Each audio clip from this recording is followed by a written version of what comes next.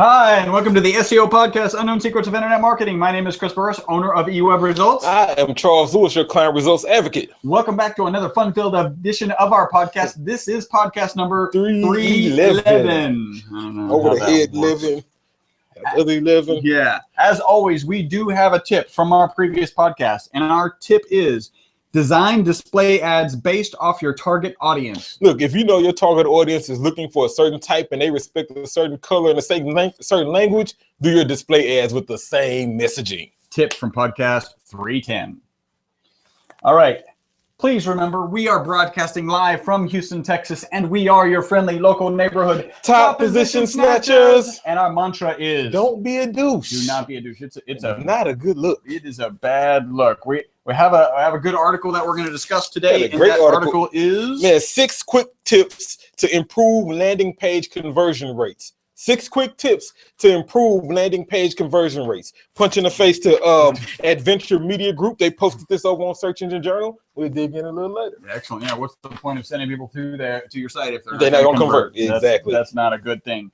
Hey, if you're in a position to, you have some sort of device that has the ability to, you should tweet or log on to Periscope and send us a message because we're live right now. But what you should be doing is tweeting us at e-webresults at Best SEO Podcast. That's how you tag us in it. This is hashtag SEO Podcast 311. Right. That's your hashtag. That's how you tag us in it. Be social so we can follow you back. Hey, if this is the first time you listen to the podcast, it's written behind it. So if it was confusing, check us out on YouTube and you can read it. Yeah. If this is the first time you've listened to our podcast or watched our podcast, howdy. Welcome to the podcast. Glad to have you. We're going to get right into the meat of the podcast here pretty soon. If you've listened to this podcast before, you know what we're about to skip. Mm-hmm. No tear tattoo. Yeah, I saw that. And we got some shikes. And we got some good shikes. Shikes, if you don't know, are shares and likes. Yeah. Shikes is our e-web branded term for social engagement. Yep. So if you'd like to shike us, you can shike us at facebook.com/e-webresults, youtube.com/e-webresults, twitter.com/e-webresults, instagram.com/e-webresults, and there's a linkedin.com/company/e-webresults. That one all gets you to some place where you can share and like us and connect with us and answer questions. And please go ahead and leave us a review somewhere if you think about it. If you're a PHP genius or a WordPress guru, we're probably looking for you. Go ahead and call and leave an audio resume, 713-510-7846. We do have a free website analysis. You can get it at our website, e-webresults.com. It's like a 13-page comprehensive analysis. Somebody here will talk to you prior to the analysis to make sure it's steered in the right direction for your business. And your objectives. Like, we really want to know, what are you trying to accomplish? Yeah. And that way we can tell you what you need to do with your site. Absolutely.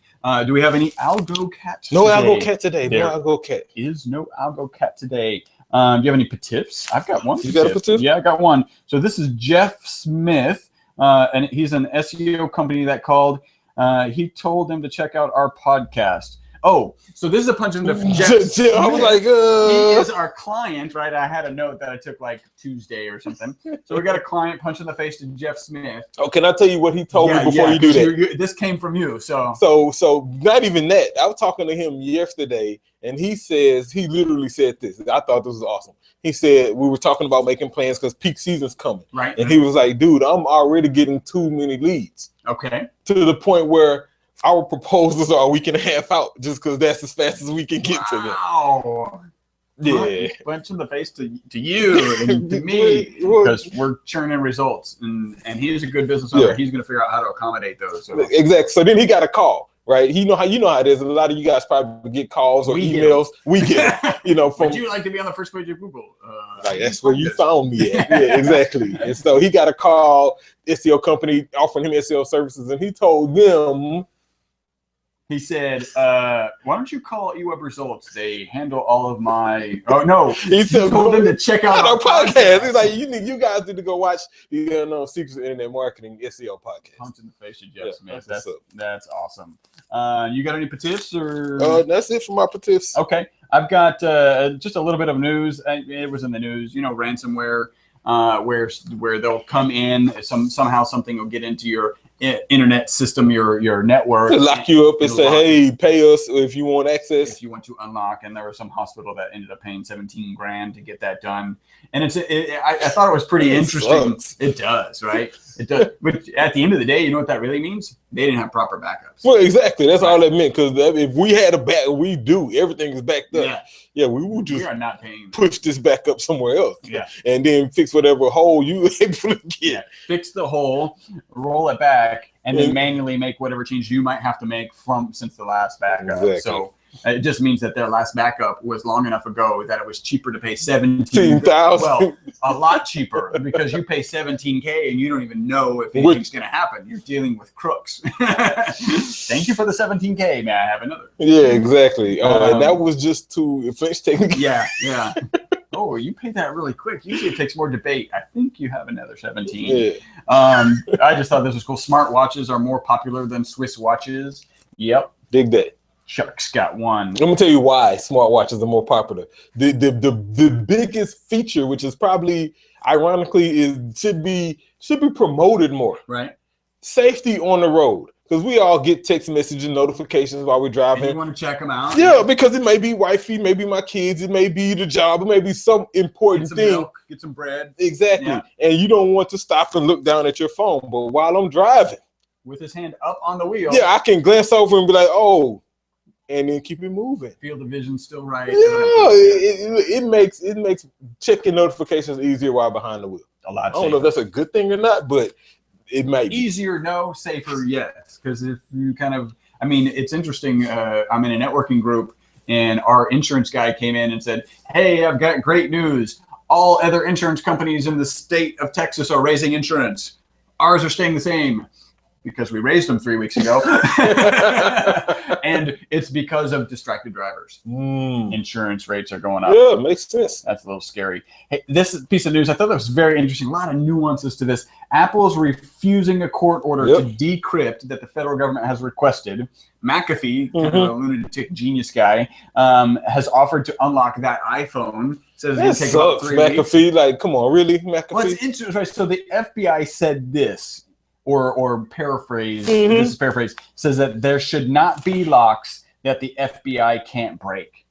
And I disagree. That's like, and I agree with Apple. Punch in the face to you, Apple, for standing on your loins and not bowing down to big bad government about trying to break people's privacy. Yeah. Like, I understand he was a criminal, and by all means comply, right, with whatever you can do that doesn't affect the privacy of your users. I'm team Android, so I wouldn't be affected.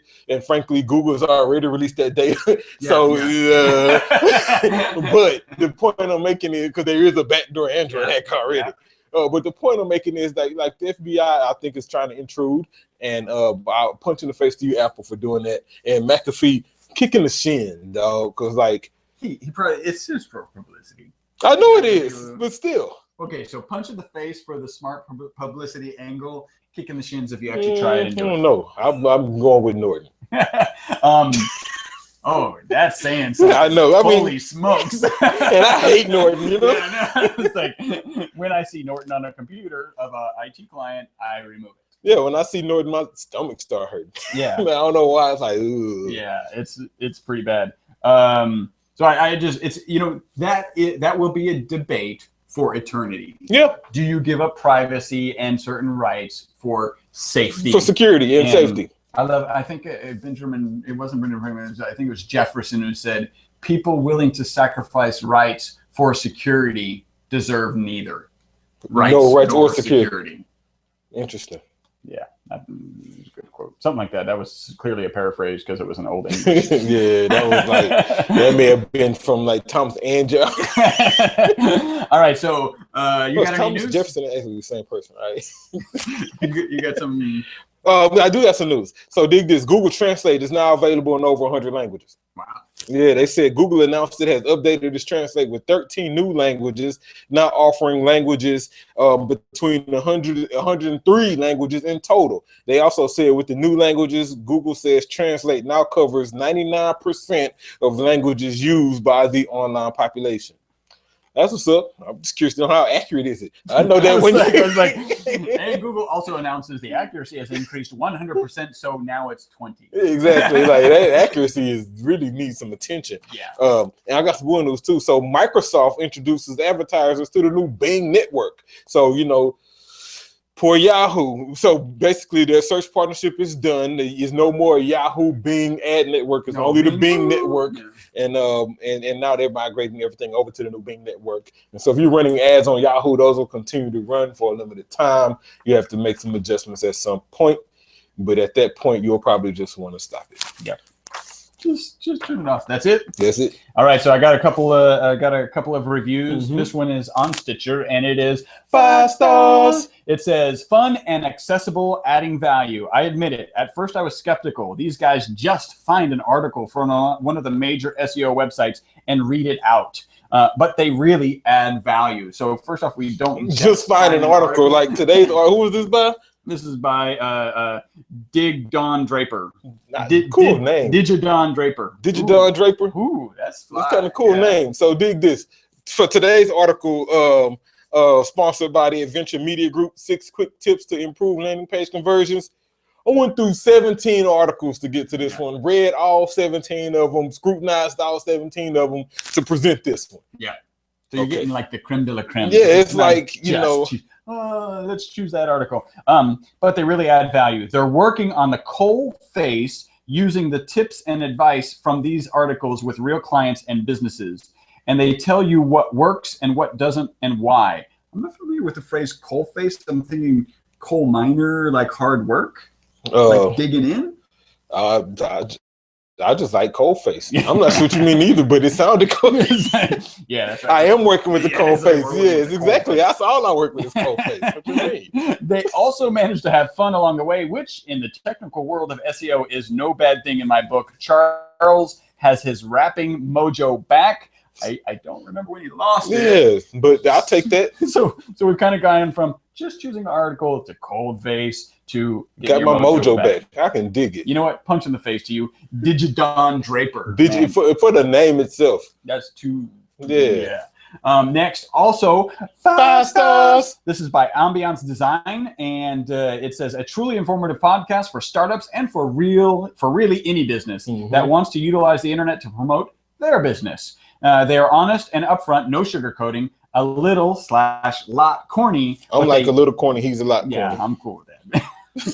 That's how I grew up. But they haven't spent any money on cool yet, but that's okay.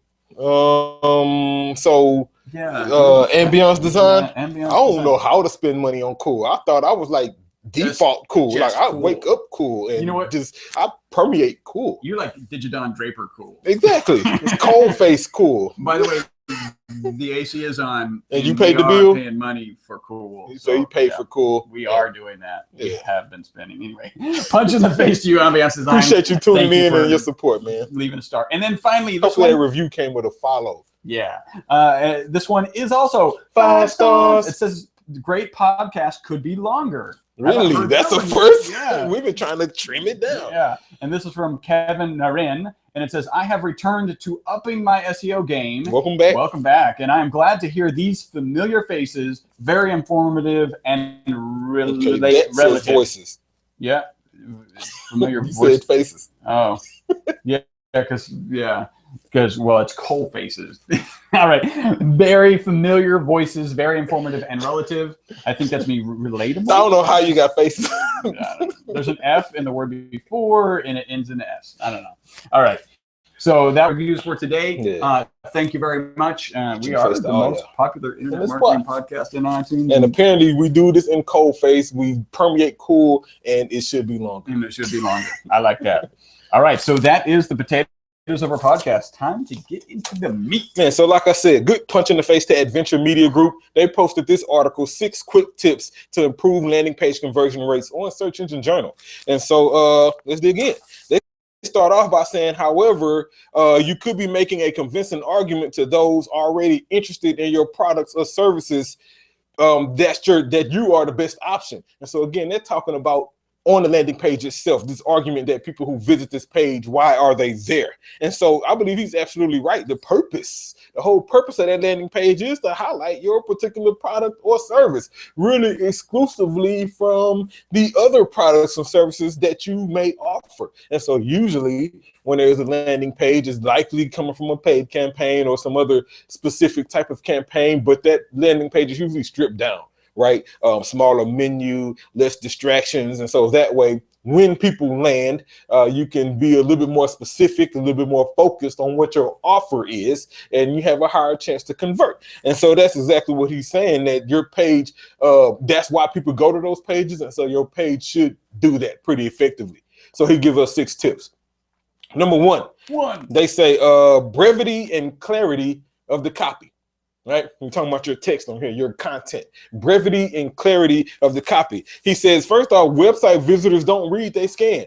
True. Yeah. He also says important text should be formatted in bullet points, short lists, and call outs. Avoid long paragraphs in almost every instance, and even avoid complete sentences when possible. Not quite sure about that. I wouldn't promote bad grammar, but I get what he says. Shorter sentences, what I think he was heading towards. But he's right. People don't read, they do scan. I do like a combination read scan. Like cyborg thing. Yeah, like I'm really looking. I think it's a cold face read. Exactly. That's exactly, and that's what I do, and that's what he does, and that's what bulk of people who find your content will do. Bigger reader in the office, right? So I'm probably no, you're Daniel, not. Yeah, Daniel reads. We got he's a creative writing manager. Yeah. He's supposed to read. Reading every word and analyzing them as he goes, like a writing cyborg. Exactly.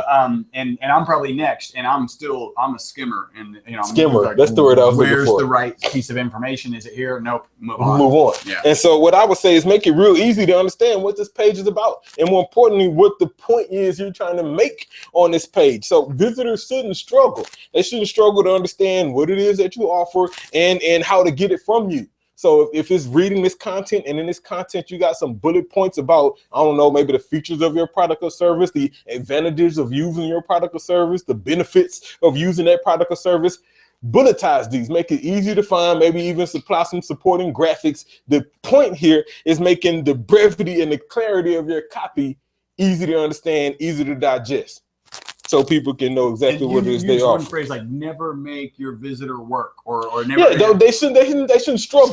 Struggle was the word I used. That is so true. We get customers who will show us a website, or I'm doing a website analysis on my phone with them, and they're like, "I'm like, where's your phone number?" He's like, "Well, it's right at the contact button." Well, why are you making them click the contact button? It's at the bottom of the page. Why are you making them scroll? Yeah. Right. So people shouldn't have to struggle. I shouldn't land on this page. They shouldn't have to struggle. They shouldn't have to think. Exactly. Right? It's supposed to be really easy. Yeah. Number two, he says understanding triggers. He says triggers are what we use to draw attention to an action that we make. So let's be clear here. Triggers different from your call to action. Right. Okay, your call to action may be, I don't know, get a free web analysis, or buy this pair of Jordans, or subscribe to my newsletter, or whatever your call to action is. The trigger, what he's talking about understanding, is what makes people take that action, right? So for example, maybe you want to order some exclusive pair of Jordans, and that trigger is limited availability, right? And so now I want to the emotional trigger. Exactly. If triggers are usually benefit from FOMO or stuff like that. I can see the hair standing on the back of your head. Like when limited. Like okay, how limited? Exactly. It's limited, like limited get now, or limited where I call my boy at the store and say put these to the side, or limited like too late limited, right? But the key is it triggered me to take an action, right? So maybe your action is subscribe. Right. And so you go subscribe to my newsletter. It'll only take a minute. Or don't miss another tip. That's a great one. Or stay informed. Right. Give people some sort of trigger that really highlights the value of what your action is. Make your landing page a little bit more effective. Number three, affinity. I was like, man, affinity, cool word, and I know what that means too. But he goes on to say the editorial tone of your site should confirm to a degree and validate your visitors' sense of belonging. Affinity. What is he really saying? About this do they belong here? Are they in the right spot? Are you communicating the message the way they need to hear it, the way they're accustomed to hearing it? Right? Or do they feel out of place? Have you written it in Old English? Have Exactly. you written it in Harvard, whatever that means? Have you written it in Ebonics? Have you written this in slang? Have you written this in first person? Have you written it in third person? Are you using, is it too urban? Is it too corporate? Right? Yeah. Understand who your visitor is. Affinity. I like that. Affinity, great word. Punch in the face for choosing that. The concept here is to speak the right lingo, choose the right colors, have the right design, have the right functionality for your target audience. If your target audience is millennials and bulk of your visits happen on mobile devices, then make sure your page shows up late. but speak to them in that fashion so they can, short sentences, smaller words, because frankly they have a short attention span. It's kind of how that works. If maybe your target audience is baby boomers and they tend to use Bing and IE for some strange reason, and they're Windows users and they're always on the desktop. Okay, then at this point, you may want to go with short paragraphs. You may want to go with complete sentences because this is how they tend to absorb content. You see oh, that's a Facebook group. Oh, okay. And so it was like some messaging. Yeah. So the key is speaking to the right audience with the right message on your landing page, making sure that they feel like they're in the right spot. Worst thing to ever do is plan on something, go there, and when you get there, you're like, I am in the wrong spot. Yeah, this is not what I thought. Exactly. And that happens on your site a lot. Yep. You got a high bounce rate, then chances are either you're really converting really, really well, or your affinity really, really sucks. Yeah. One of the two. Or continuity. Yeah, which kind of falls in affinity. Yeah. Definitely. Number 4, reciprocity. Like the art of reciprocating, right? And he says studies have shown that even a small token gestures will often motivate the recipient to return a gift with a disproportionately large reciprocation. Oh my God, what does that mean? He means that usually when you give something away free and they accept it, then they kind of feel like they have to return the favor. And you're willing to do it bigger than what you did. Yeah. Especially if they perceive great value from what you gave them. So that's why you can't just start churning out garbage content and garbage e-guides and kind of crappy stuff. Put some thought into it, put some work behind it so there can actually be some value, and then give it away free. Right. Give it away free. And the key thing here is when you give it away free is make sure that your marketing funnel is set up right. So when they go to your site and they do get that away free, they do end up on some mailing list. They do end up on your audience list. And so now as you begin to market to them later with actual paid products, they have a higher likelihood of buying that from you because they already took something free from you. They feel they need to reciprocate. Exactly. Number 5, social proof. I like this one. They're going to say that for social proof to be an effective aspect of our web design, we need large numbers of people acting in a certain way, and we need those people to be as much like us as possible. What does that mean with social proof? Yeah, you need to display your social proof. If you have your Facebook shares, Facebook likes, Twitter followers, retweets, your subscriber count, your reviews, testimonials, all of that kind of stuff is social proof. People need social proof to make decisions these days, which is why one of the reasons why we tend to use the Facebook page plugin on all of our sites. Why? Because the plugin does a great job of showing you your friends that have liked that page. And so that way, when people visit your website that we happen to build for you, if any of their friends have liked you on Facebook, then their pictures will show up. Kind of increases the engagement. More engagement, more likely to buy. Trust like, factor. Okay, my people like this. 10 of my friends have liked this page. Yeah. Awesome. I should like it. I should like this page. Engage. Or even worse, may even contact one of them. Hey, I noticed you like them. I'm thinking about buying something from them. How was that experience? Exactly. So social proof is a huge deal for getting conversions on your landing page. Last one. Number 6. They say don't defy convention, right? Don't defy convention. And what they say by that is, make every element on the page as familiar as possible. We talk about this all the time. And frankly, at one point, we even got punch in the face for that. Yeah. Like that's a punch, another punch, an uppercut, over the top, all of that. Haymaker. Because what happens is a lot of times people want to do something extremely cool, it's extremely different, off the charts different, which is great. I'm not crapping on creativity at all. But at the same time, People look for a certain convention. They look for logos here. They look for phone numbers there. They look for certain stuff above the fold. They look for on a mobile device a menu bar. Like they just look for these things, a consistent, easy menu. And so the point is, don't lose that. Don't try to be too creative where you're really, really cool and really, really not functional. Because then you really, really get a high bounce and you really, really won't grow. Instead, got to stick to naming conventions. You got to do what people are expecting to see. Now, there ain't nothing wrong with doing it better.